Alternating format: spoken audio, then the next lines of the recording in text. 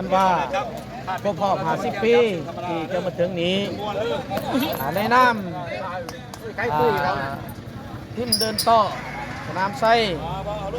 ที่ว่าเป็นทีมอาวุโสส่งเสริมการออกกำลังกายเล่นกีฬาก็มีกิจกรรมที่ว่าเป็นการประกอบส่วนฉลองชมเชยเนื่องในโอกาสวันศาสตร์ที่ยิ่งใหญ่ของปวงชนลาวทั้งศาสตร์ที่ใกล้จะมาถึงนี้ฉะนั้นจึงได้มีการแข่งขันกีฬาเตะต่ออาวุโส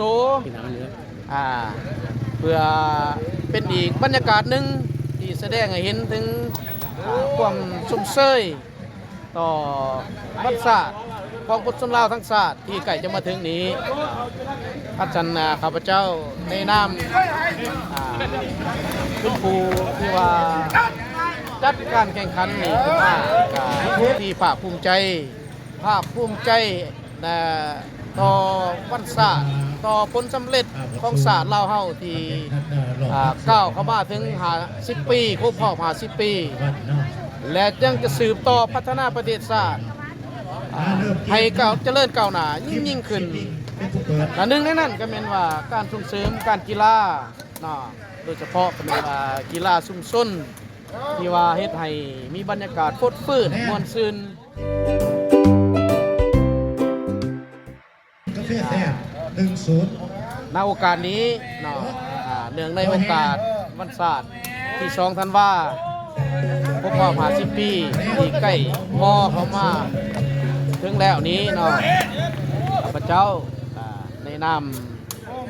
ประชาชนลาวแล้วก็ขออวยใส่ให้ป้อนการนำผักหลัดทุกท่านจงอยู่ดีมีแห้งสืบต่อนำผ้าประเทศชาติ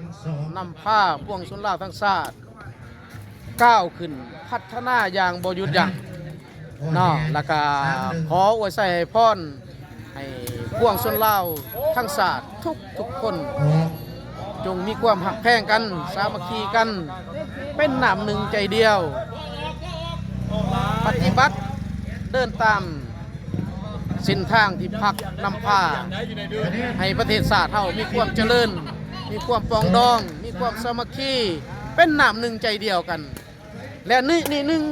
นี่อันเป็นบรรยากาศหนึ่งที่ว่าแสดงออกถึงความเป็นเอกภาพเป็นน้ำหนึ่งใจเดียวที่ว่ามีน้ำใจรักษาจึงว่าได้จัดกิจกรรมกีฬาแข่งขันเตะต่อชุมชนนี่ขึ้นเพื่อแสดงออกถึงความเบิกบานม่วนซื่นและก็ชมเชยต่อผลสำเร็จและก็ชมเชยต่อวันศาสตร์ที่2 ธันวาคมรอบ50 ปีที่จะมาถึงนี้อย่างสุดใจขอชมเชย